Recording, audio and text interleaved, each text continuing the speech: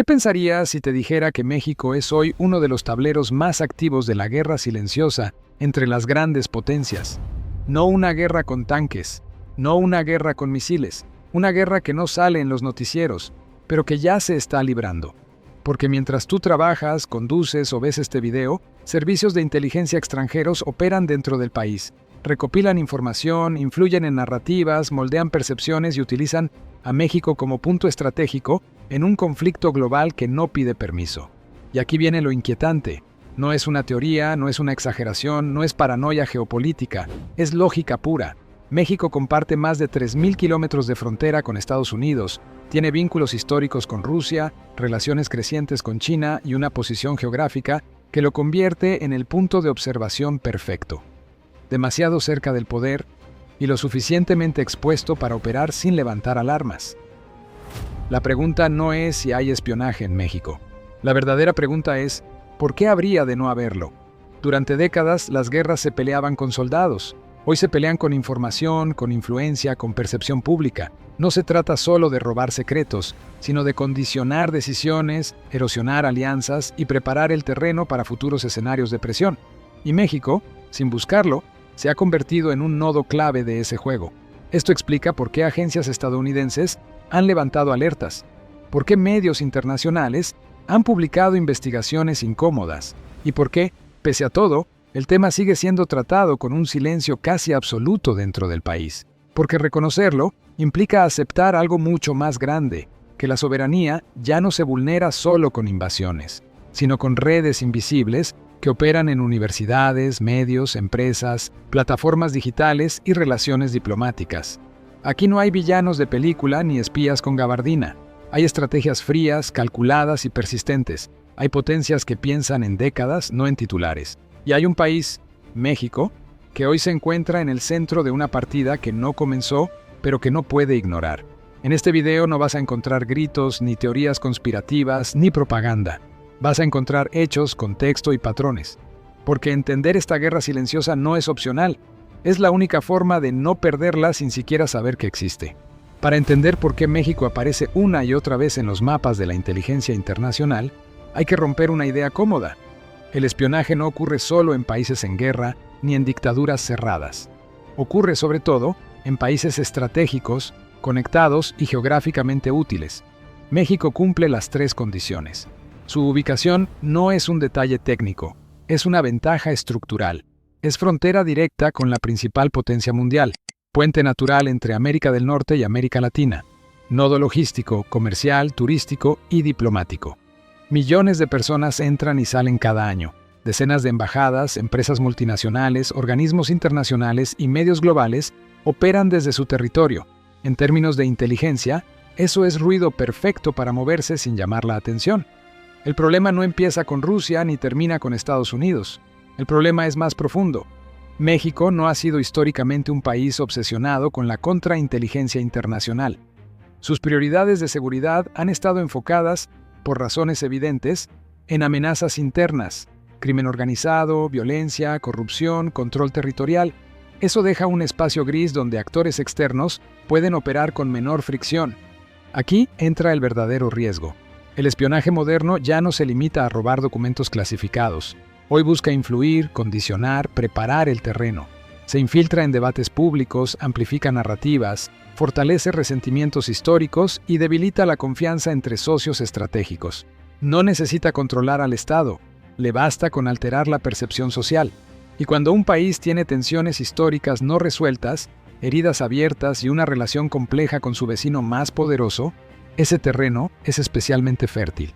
Por eso, cuando en años recientes surgieron alertas desde el extranjero sobre actividades de inteligencia rusa en territorio mexicano, el tema no generó una reacción proporcional dentro del país. No hubo escándalo nacional, no hubo debate profundo, no hubo una narrativa clara hacia la opinión pública. Silencio. Ese silencio es el núcleo del problema, porque ignorar estas dinámicas no las elimina, solo las vuelve más eficientes. Y hay otro elemento incómodo. Permitir que una potencia utilice tu territorio como plataforma de observación o influencia convierte al país, sin quererlo, en parte del conflicto. Aunque no haya alianza formal, aunque no haya complicidad directa, aunque el discurso oficial sea neutralidad. En el mundo actual, la neutralidad mal gestionada no protege, expone. México no está siendo atacado militarmente, está siendo utilizado estratégicamente. Y la diferencia entre una cosa y otra es clave, porque la segunda casi nunca se percibe hasta que las consecuencias ya están en marcha. Aquí es donde la historia, los documentos y los patrones empiezan a encajar. Pensar que el espionaje ruso en México es algo nuevo sería un error grave. Lo verdaderamente inquietante es que ya ocurrió antes y funcionó. Durante la Guerra Fría, México fue uno de los territorios más activos y menos visibles del espionaje soviético en el hemisferio occidental. No como objetivo principal, sino como plataforma. Un punto ideal para observar, reclutar, interceptar y operar cerca de Estados Unidos sin estar dentro de su territorio. Ciudad de México llegó a ser conocida, en círculos de inteligencia, como la Viena de América Latina.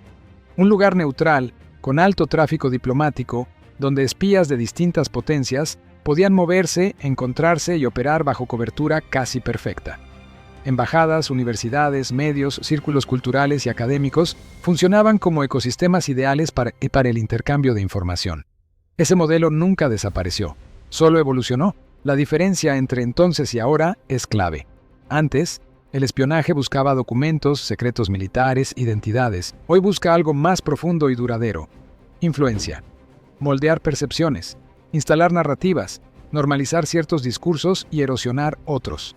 En el pasado, la amenaza era visible solo para agencias de inteligencia.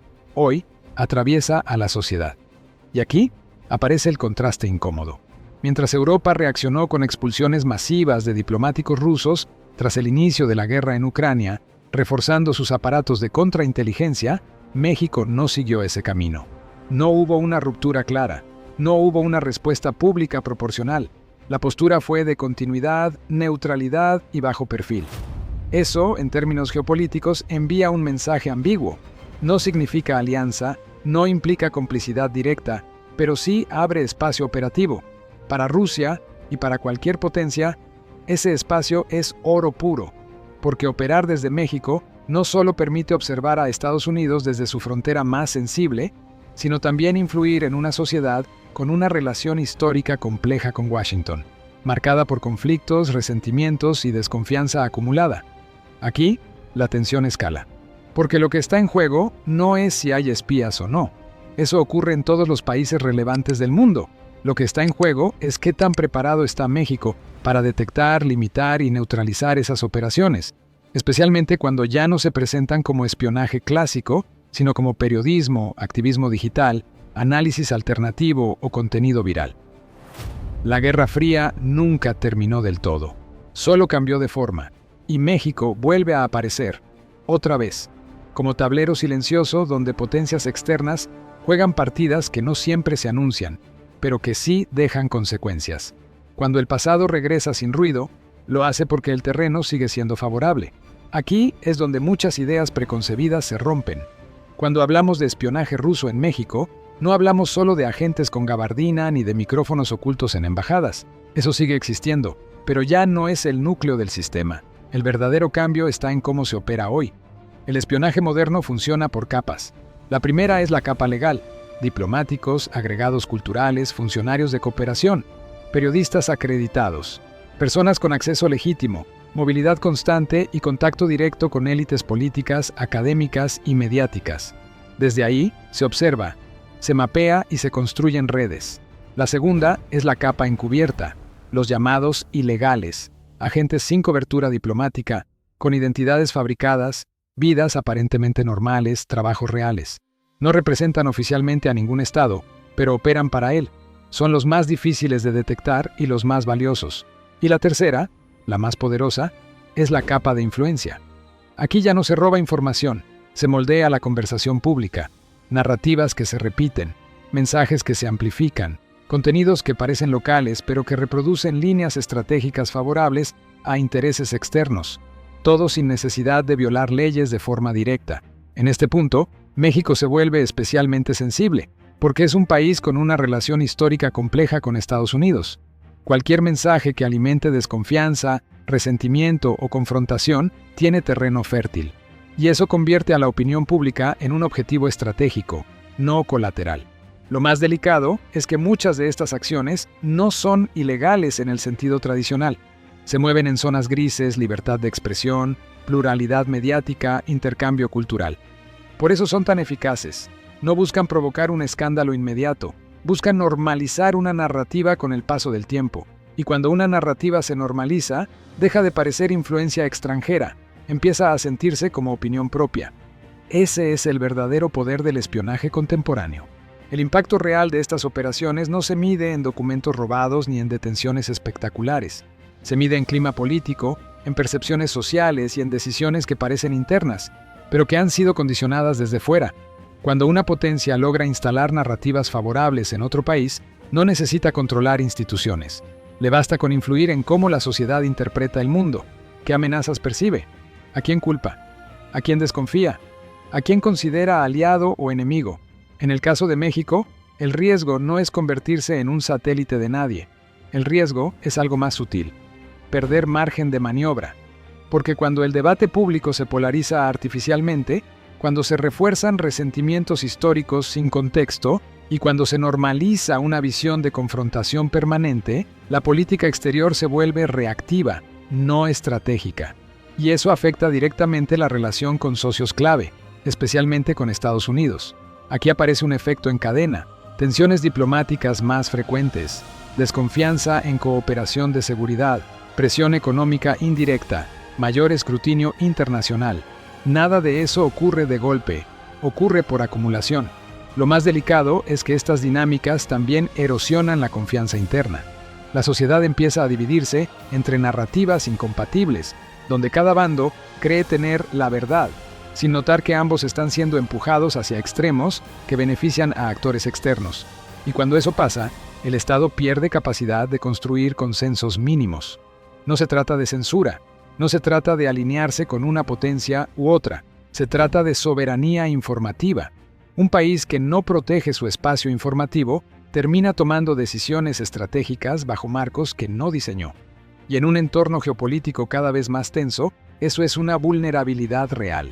México no está siendo invadido, está siendo observado, influido y testeado.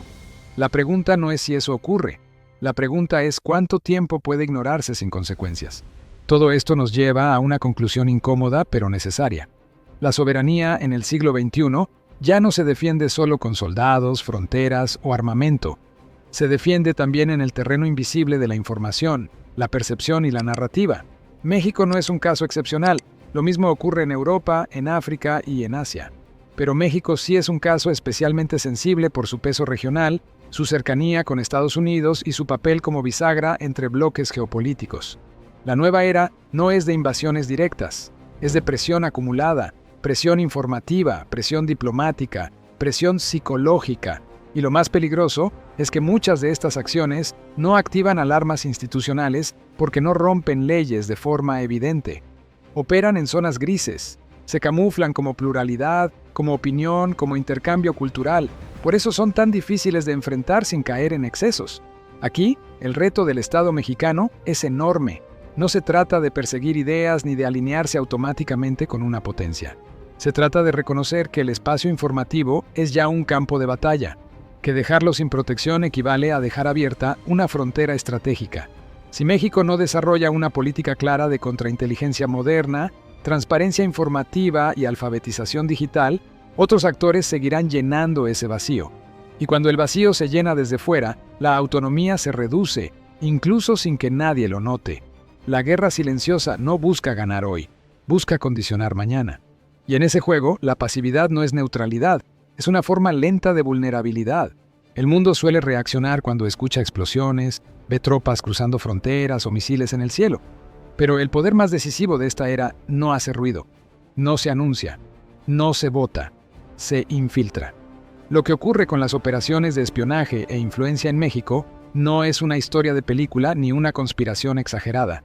Es la consecuencia lógica de vivir en un sistema internacional donde la información vale tanto como el territorio y donde las potencias ya no compiten solo por recursos, sino por percepciones. México no está siendo señalado por debilidad, está siendo observado por importancia. Su posición geográfica, su peso regional y su relación estratégica con Estados Unidos lo convierten en un espacio clave para cualquier actor global que quiera influir en el equilibrio de poder del continente. Ignorar esa realidad no la hace desaparecer, solo la vuelve más eficaz. La lección de este análisis es clara. La soberanía ya no se pierde de golpe, se erosiona poco a poco, a través de narrativas repetidas, de silencios institucionales, de zonas grises que nadie quiere enfrentar porque no parecen urgentes, hasta que lo son. Defender la soberanía hoy no significa cerrar fronteras ni censurar ideas. Significa entender el tablero completo, fortalecer la inteligencia del Estado, proteger el espacio informativo y asumir que la neutralidad sin estrategia no protege, expone. México no necesita alinearse ciegamente con nadie, necesita ver, entender y decidir desde su propio interés nacional. Porque en el siglo XXI, el país que no controla lo que circula por su territorio, información incluida, termina siendo parte de juegos que no diseñó. Y si quieres entender cómo México se prepara también en el terreno visible, con unidades reales, capacidades concretas y fuerza operativa que pocos conocen, no te pierdas nuestro análisis anterior. Unidad secreta. México tiene la fuerza que nadie quiere enfrentar. El poder no siempre se muestra. A veces, simplemente está ahí, esperando que alguien lo subestime. Nos vemos en el próximo capítulo, aquí en Educamérica.